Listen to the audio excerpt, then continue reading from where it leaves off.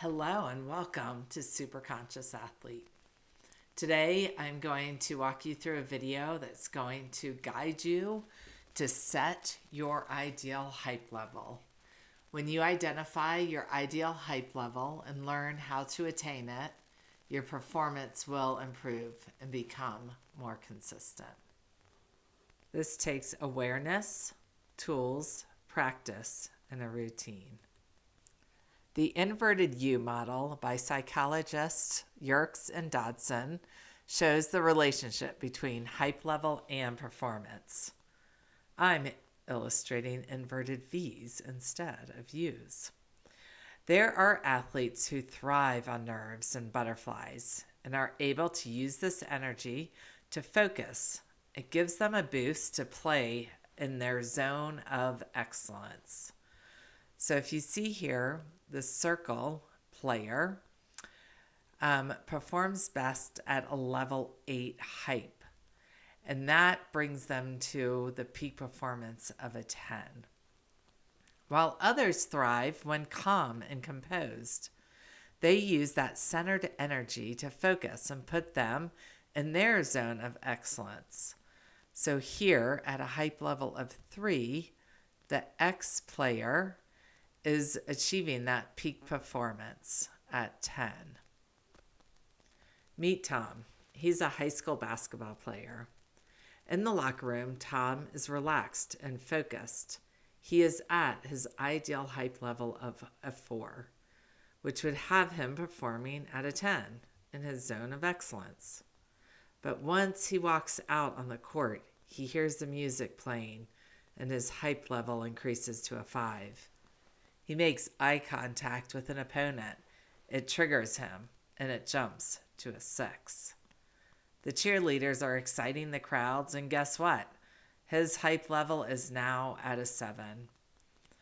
At a hype level of 7, his performance now has decreased to a 6.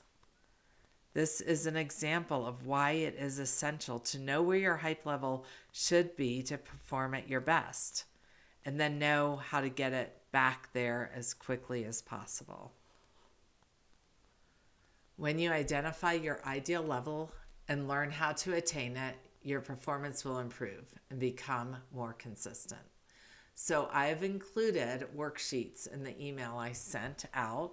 So why don't you grab the worksheet and we'll walk through this. So first, let's talk about what a 1 on the hype level means.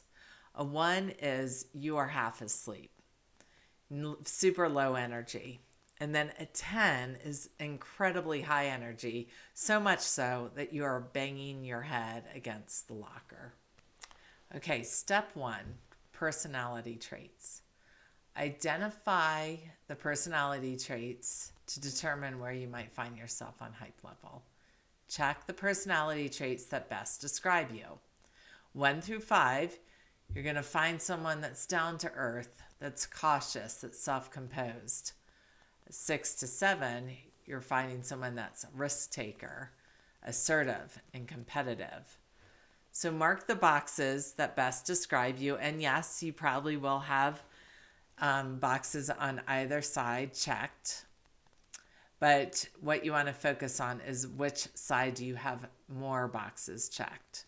That will indicate if you are personality type more from a 1 to 5 or a 6 to 7. Next, move to your sports. And I've categorized sports into the 1 to 5 category and the 6 to 10. So you'll see there's karate, volleyball in the 1 to 5 and others, and basketball and soccer in the 6 to 10.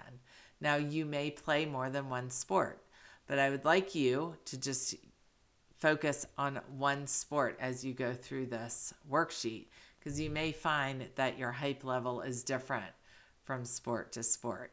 You can come back to this worksheet when it's basketball season or your next sports season.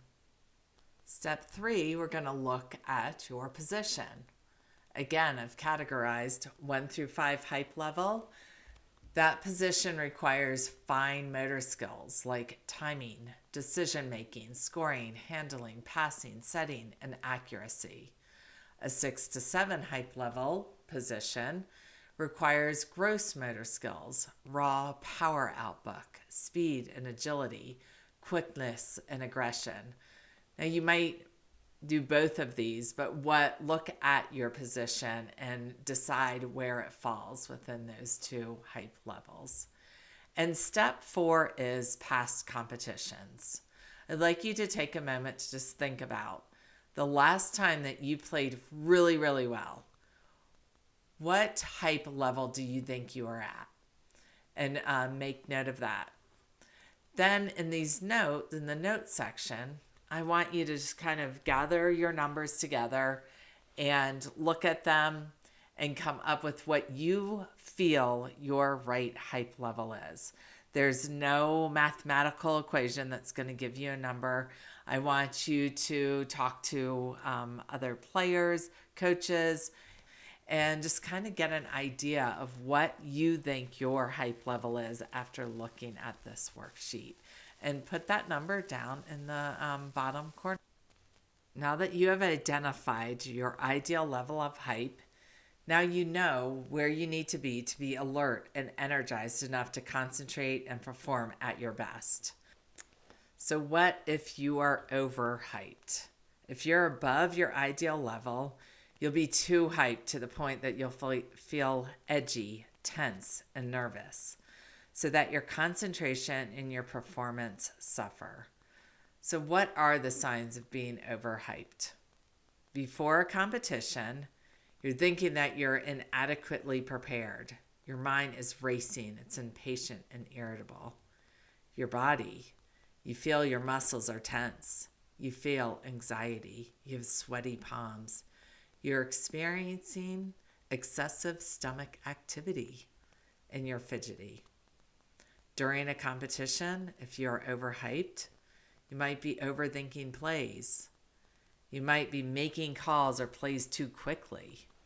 You're getting fouls or penalties. You're making mistakes you usually don't. You're being overly aggressive with your plays. What to do to decrease your hype level for your mind? Meditate. To quiet the mind and redirect it to focus on what you want, being in the zone. Listen to music to calm your nervous system. Positive self-talk. Use an affirmation to tell your mind what you are capable of. And visualize yourself doing the actions, making the plays it needs to take to be in the zone. For your body, take slow, deep breaths to calm your nervous system. Use progressive relaxation. That's tensing and relaxing the muscles to calm the body. Do a quick cardio workout to burn off energy. And smile. When you smile, your brain releases tiny molecules called neuropeptides to help fight off stress. If you're below your ideal level, there's a lack of energy and alertness, which leads to performing below your potential. So signs of being underhyped. Before competition, your mind is overly confident. Your mind is wandering. There's a lack of concern about performance, a lack of anticipation and enthusiasm. There's a feeling of defeat before you've even played. In your body, you're moving slowly. You have a lack of energy. No nerves whatsoever. A little bit of nervous butterflies is a good thing that keeps you focused and energies. If you're not feeling any nerves whatsoever, you're underhyped. During a competition, your mind, your head's not in the game. You're okay with losing the first half because you have a chance to make up for it later. In your body, you're hesitant. You're not appropriately aggressive. And your mistakes are due to a lack of focus and energy. You're just slow. what to do to increase your hype level. For your mind, meditate again. Refocus the mind and center the athlete to increase that hype. Listen to music to energize. Positive self-talk. Repeating an energetic affirmation will increase your energy levels in the body. Visualize being in the zone. Practice your plays and see yourself succeeding. For your body, rapid breathing technique activates breath in short bursts, which makes you more alert and energized. High intensity workouts energize you. And just simply act energized. Never forget that what the mind tells the body is paramount. Tell it that is full of energy, and it will become so. Okay, so now that we've identified your ideal hype level, we've talked about the signs of being under or overhyped, and we've talked about what to do about it. Now I want you to create a routine. Going through a standardized preparation before a competition will tell your body that it should ready itself for the task ahead. The routine is so important. Make it your own. Now, I want you to mark on this chart your ideal hype level. And then before competition, mark where your actual hype level is. That way you know if you need to increase your hype level or decrease it. And underneath this is where you're going to create your routine.